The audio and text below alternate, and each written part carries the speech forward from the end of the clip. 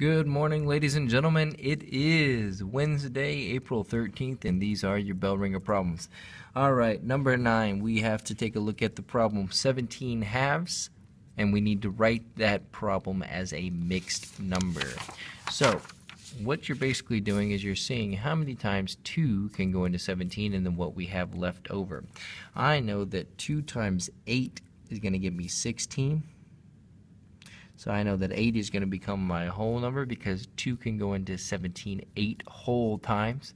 And then I know that 17 minus 16 is going to leave me with 1.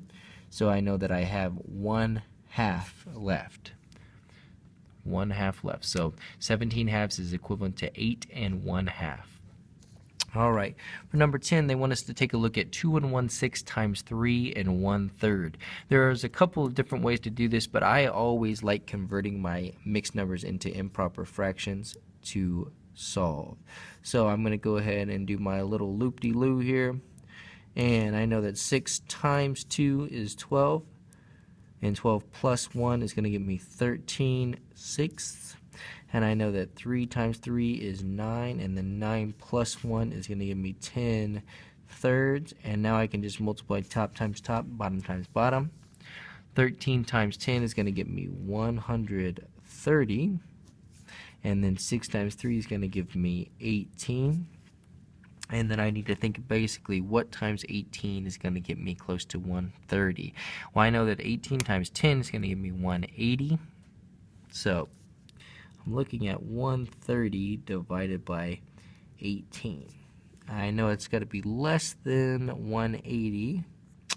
So let's try 5. 5 times 8 is 40. 5, 6, 7, 8, 9, 10. That gives me 100. 5, 6, 7, 8, 9. That gives me 90. So I know I can go up a little bit higher. Let's try 6. 6 times 8 is 48. Put your 8 down, carry your 4. 6, 7, 8, 9, 10. That gives me 108. Let's try 7. 7 times 8 is 56. Put your 6 down, put your 5. 7, 8, 9, 10, 11, 12. That gives me 126. That's as close as I'm going to get here. So I know that I can go in there 7 whole times with 4/18 left over. 7 4/18. 7 4/18. And 4/18 can be reduced down to 7 2/9. 7 2/9. All right. Number 11, we need to take a look at 60,000 minus 32,817. All right, once again, we have 60,000 here subtracted by 32,817, and I know that I cannot take 7 from 0, I cannot take 1 from 0, I cannot take 8 from 0, or 2 from 0, so I have to go all the way down to this 6 here.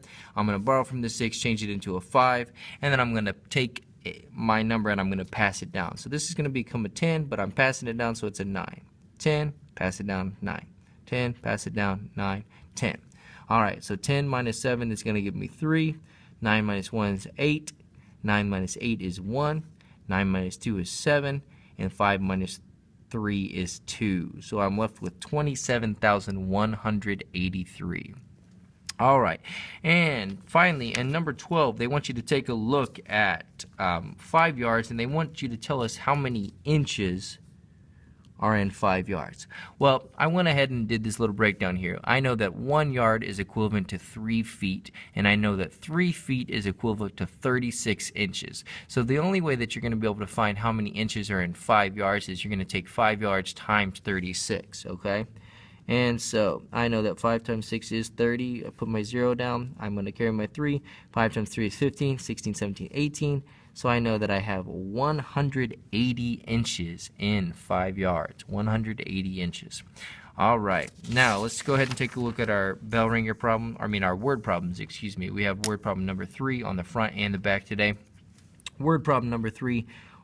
Which number does Z represent on the number line?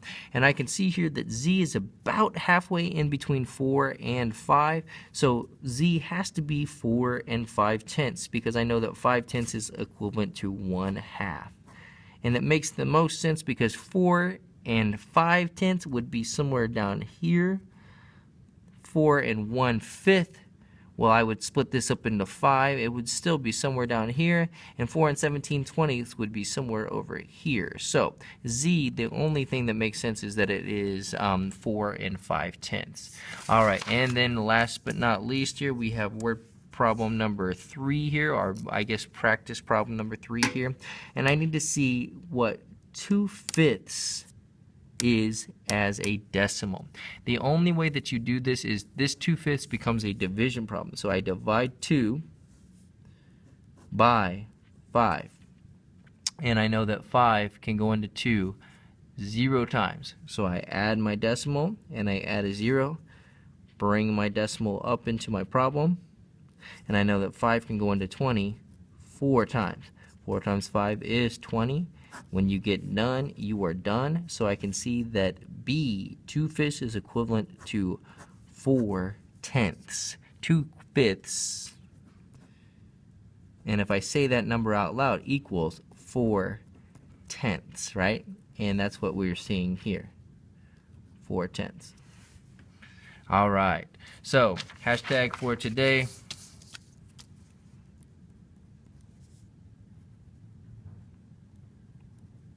Humpty Dump. Humpty Dump. It is hump day, folks. Happy hump day.